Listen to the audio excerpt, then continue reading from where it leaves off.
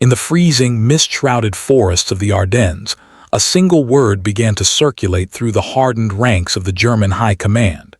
It was whispered first by intelligence officers huddled over radio intercepts, then debated by field marshals in concrete bunkers, and finally shouted in frustration by the men on the front lines. That word was unmöglich, impossible. It was December 1944. The Third Reich, seemingly on its knees, had launched one last desperate gamble, a massive surprise counteroffensive known as Wacht am Rhein, or Watch on the Rhine. They had caught the Allies completely off guard. American lines were shattering, confusion reigned, and in Berlin a flicker of hope had returned. The German generals, men like Field Marshal Walter Model and the legendary Gerd von Rundstedt, believed they had accounted for every variable. They knew the terrain. They knew the weather, and most importantly, they knew the enemy. They had calculated, with mathematical precision, exactly how long it would take for the Allied armies to react. But they had not calculated for George S. Patton. On December 19, 1944, amidst the worst winter Europe had seen in decades, General Patton made a promise that defied the laws of military physics. He declared that he would disengage his Third Army from a fierce battle in the Saar region, spin 3 entire divisions 90 degrees to the north, march them 100 miles through a blinding blizzard, and slam into the southern flank of the German offensive in just 48 hours. To the German general staff, this was not just unlikely, it was a logistical absurdity. It was a joke.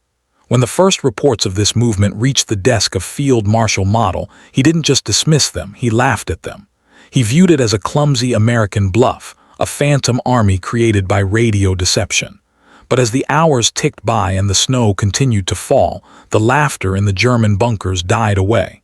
It was replaced by a creeping, cold dread. Today, we are going deep into the archives, examining intercepted Wehrmacht teleprinter messages, the personal diaries of panzer commanders, and the post-war interrogations of Hitler's inner circle. We are going to reconstruct, minute by minute, the moment Patton turned his army 90 degrees in a blizzard, and reveal how that impossible maneuver broke the spine of the German army and shattered their belief in victory forever. To understand the sheer scale of the shock that was about to hit the German High Command, we must first understand the arrogance that blinded them. By late 1944, the German officer class was exhausted, but they still considered themselves the superior professionals of warfare. They viewed the American army as overwhelmed by material wealth but lacking in operational art. They believed the Americans were slow, methodical, and tethered to their supply lines. The German plan for the Battle of the Bulge relied entirely on this assumption of slowness. The plan was to punch a hole in the Allied line and race for the port of Antwerp. To protect the southern shoulder of this breakthrough, the German 7th Army was tasked with setting up a defensive screen. German intelligence analysts had produced a detailed report for High Command estimating the Allied reaction time.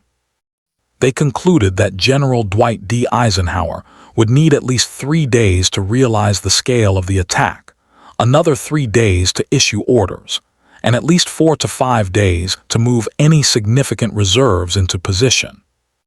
In total, the Germans believed they had a safety window of 7 to 10 days before they faced a serious counterattack on their flanks.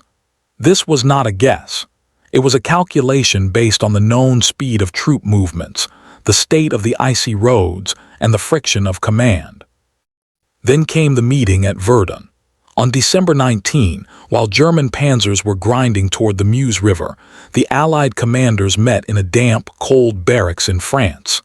Eisenhower turned to Patton and asked how long it would take him to turn his Third Army north to relieve the besieged town of Bastogne. Patton didn't hesitate. He said, "As soon as you are finished with me." The room went silent.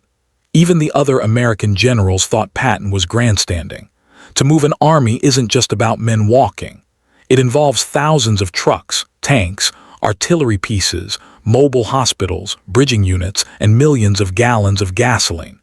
It involves detailed staff work to ensure that 2 division-sized columns don't crash into each other at a crossroads in the dark. To do this in clear weather is difficult. To do it in a blizzard, while disengaging from a fight with another enemy force, is considered suicidal. But Patton had already issued the code words to his staff. The phone calls had already been made. The movement had begun before the meeting even ended. Across the lines, deep in the German Army Group B headquarters, the first signs of this anomaly began to appear on the situation maps. It started with silence. German radio listening posts, which monitored the frantic chatter of the American units facing them in the Saar, suddenly noticed a drop in transmission volume. The American units that had been hammering away at the German defenses just yesterday were suddenly quiet. Initial German intelligence reports interpreted this as fatigue. They believed the Americans were hunkering down against the snowstorm. Field Marshal Walter Model, commanding the German forces in the attack, reviewed these reports with a satisfied nod. In his mind, the Americans were pinned. He told his chief of staff that the southern flank was secure. He ordered his panzer divisions to keep their eyes fixed west, toward the Meuse, and to ignore the south. This was the first fatal error. The silence wasn't fatigue. It was the sound of 133,000 men packing up their gear in the middle of the night. By the evening of December 20, the snow was falling so hard that visibility was reduced to a few yards. The roads of France and Belgium had turned into sheets of black ice. In these conditions, the German High Command felt secure. Even if the Americans wanted to move, the weather would stop them. The Luftwaffe was grounded. The roads were impassable. Nature, they believed, was an ally of the Reich. But in the darkness of that blizzard, something unprecedented was happening. Patton's logistics officers, men who would never receive the fame of the frontline soldiers, were performing a miracle. They stripped the maps of the entire region. They instituted a red ball express system of one-way traffic on the narrow, winding roads. They painted the helmets and tanks of the troops white to blend in with the snow.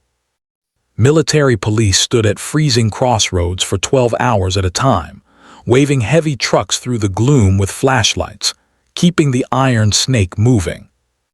Colonel General Alfred Jodl, the chief of the operations staff at German High Command, was a man who prided himself on cold logic.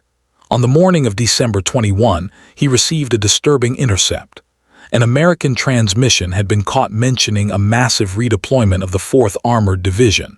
Jodl stared at the paper. The 4th Armored was supposed to be fully engaged in the Saar sector, miles to the south. If they were moving, it meant the entire Allied line was shifting. Jodl wrote in his diary that day with a mix of skepticism and concern. He noted that if the intercept was genuine, it implied a flexibility in American command that German intelligence had never seen before. However, he concluded that it was likely a deception operation. He reasoned that no army could pull an armored division out of combat and move it across icy terrain in less than 4 days. He bet on the laws of physics. He lost. The reality on the ground was far worse than Jodl imagined. Patton was driving his men mercilessly. He ordered his officers to lead from the front. He famously told his chaplain to compose a prayer for good weather, demanding that the Lord grant him clear skies to kill Germans. Whether by divine intervention or meteorological chance, the weather would eventually break. But for now, the Third Army pushed through the storm. On December 21, the German confidence began to crack. Reconnaissance patrols from the German 7th Army, the unit guarding the southern flank, reported hearing the heavy rumble of engines to the south. Not a few engines, thousands. The sound echoed off the valley walls, a low, mechanical growl rising above the howling wind. General Erich Brandenberger, commanding the German 7th Army, sent an urgent message to Army Group B. He reported that his forward outposts were detecting major enemy movement. He requested reserves. He requested permission to dig in. He requested anti-tank mines. Field Marshal Model denied the requests. He was fixated on the capture of Bastogne, the critical road junction, where the American 101st Airborne was holding out against overwhelming odds. Model believed that the noise to the south was likely just local resupply columns, or perhaps a small diversionary force. He could not accept that a main battle force was coming at him. To admit that would be to admit that the entire operational timetable of the offensive was wrong. The cognitive dissonance in the German high command at this specific moment is fascinating to analyze. They were receiving data that contradicted their worldview, so they simply rejected the data. They were fighting a war against a mental image of the American army, an army that was slow and clumsy, rather than the actual American army that was barreling toward them at 20 miles per hour on ice. Then came December 22, the day the impossible became real. At 0600, the lead elements of Patton's 4th Armored Division, the vanguard of the attack, smashed into the German defensive screen. The violence of the collision was instantaneous. The German defenders, expecting a quiet sector, found themselves staring down the barrels of hundreds of Sherman tanks emerging from the mist like ghosts. The German 5th Parachute Division, a unit that had been depleted by years of war but was still fighting fiercely, was hit first. Their commander tried to radio for artillery support, but the American advance was so fast that his coordinates were obsolete before the shells could be fired. The American tanks didn't stop to consolidate. They kept moving, utilizing the tactic of marching fire, blasting every tree line and farmhouse as they drove. In the command bunker of Army Group B, the reports coming in were no longer vague. They were frantic. Enemy tanks in battalion strength, line breached, heavy American artillery fire from the south. Field Marshal Model paced the room. His staff officers looked at him, waiting for orders. The map of the battle, which had shown a neat, bulging line pushing west, now showed a massive red arrow driving up from the south, threatening to cut the head off the German offensive. The impossible maneuver had been executed. The flank was turned. We have accounts from General Hasso von Manteuffel, commander of the 5th Panzer Army, who was one of the most brilliant tank commanders of the war. When he received the news of Patton's attack, he realized instantly that the strategic game was over. He wrote later that the speed of the American reaction unhinged the entire German plan. Manteuffel understood that if Patton was there in force, then the German drive to the Meuse River was dangerous. Every mile they advanced west was a mile further into the trap Patton was closing behind them. Manteuffel sent a message to Model suggesting an immediate halt to the westward offensive and a pivot to face Patton, but Hitler, from his headquarters far away, forbade it. The Führer refused to believe the reports. He screamed that Patton was not there, that it was a trick. He ordered the attacks on Bastogne to intensify. This refusal to face reality doomed the German forces. While Hitler shouted at maps, Patton's Third Army was methodically dismantling the German 7th Army. The relief of Bastogne was now inevitable, but the implications were far larger than saving one town. The psychological impact on the German soldier was devastating. We found diaries of German infantrymen who fought in the southern sector during those critical days. One soldier, a veteran of the Russian front, wrote that seeing the Americans attack with such strength, so soon after the offensive began, made him realize the war was lost. He wrote, "We were told they were weak. We were told they were slow, but they are everywhere. They have more fuel, more ammunition, and they move faster than we ever did in 1940. The comparison to 1940 is crucial. In 1940, it was the Germans who had shocked the world with their speed, their blitzkrieg. They had moved faster than the French or British could react. Now, 4 years later, the tables had turned completely. The Americans were out-blitzing the inventors of blitzkrieg. By December 26, the 4th Armored Division broke through the German encirclement and linked up with the 101st Airborne in Bastogne. The corridor was open. The siege was broken, but the real damage had been done in the headquarters of the Wehrmacht. Field Marshal Gerd von Rundstedt, the overall commander in the West, was a cynical, old Prussian aristocrat. He had never liked the plan for the Battle of the Bulge, calling it nonsensical. On December 27, he held a conference with his subordinates. The tone was funereal. Von Rundstedt acknowledged that the appearance of Patton's Third Army on the southern flank was the death knell of the operation. In his report to Berlin, von Rundstedt used careful language to avoid being executed for defeatism, but the meaning was clear. He stated that the Allied mobility and logistical capacity had exceeded all German expectations. He admitted that the assumption of a specific time delay for Allied reserves was fundamentally flawed. What is truly revealing is the interrogation of General Siegfried Wustphal, von Rundstedt's chief of staff, after the war. When asked about this specific moment, Wustphal admitted that the German High Command was simply unable to comprehend how the Americans managed the logistics. He said, "We knew you had the trucks, we knew you had the fuel, but to organize it, to move 3 divisions on a single road axis in a blizzard in 48 hours, we did not think your staff work was capable of it." This was the ultimate admission. The Germans respected American industry, but they had always looked down on American military intellect. Patton's 90-degree turn forced them to admit that they were not just being beaten by factories, they were being beaten by superior generalship and superior staff work. The logistical statistics of the move are staggering, and they highlight why the Germans thought it was impossible.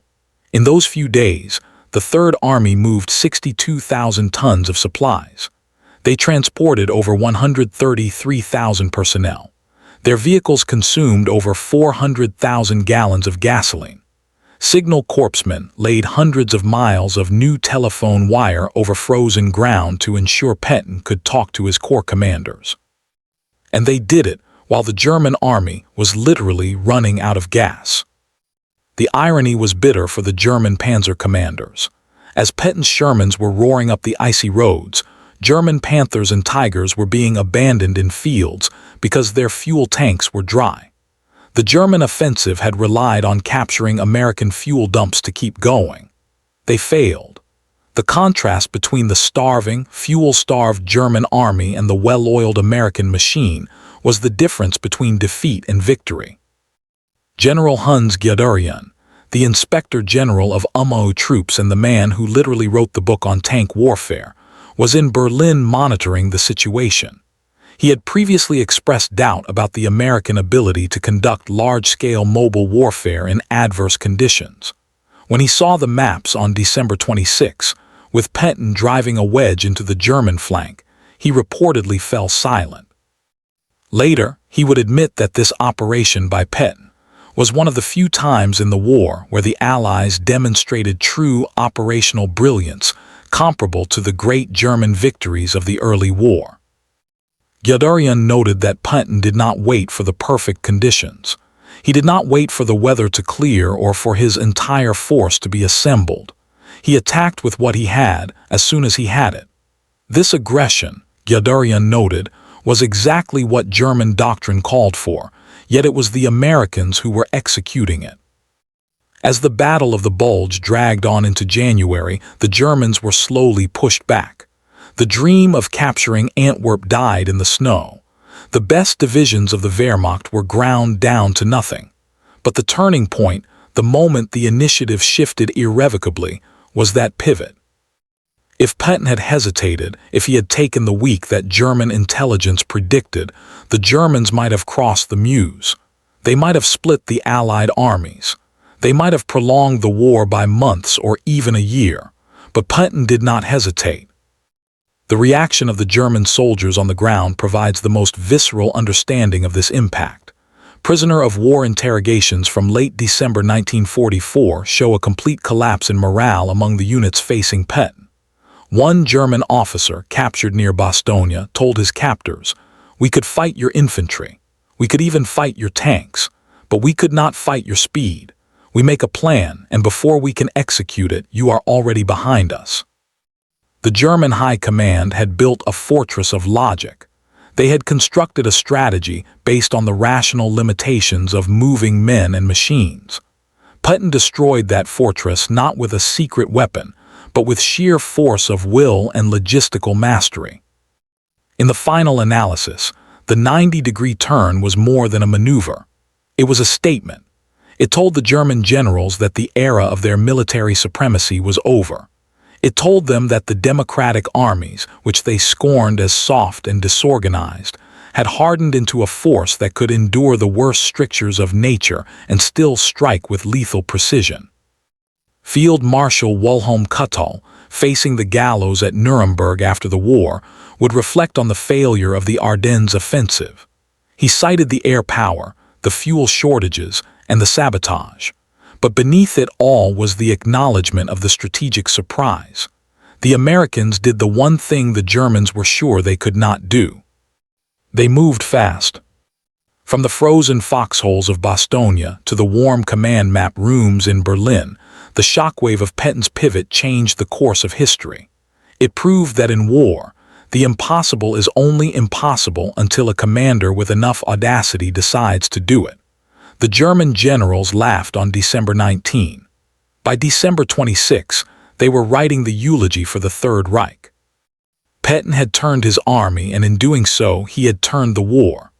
The word Unmöglich was erased from the map, replaced by the roaring engines of the Third Army, driving north into the heart of the storm and into the pages of legend. That's it for this video. Thanks for watching. If you really enjoyed and you are a true history lover, please hit that subscribe button and leave a comment to encourage me for making such content.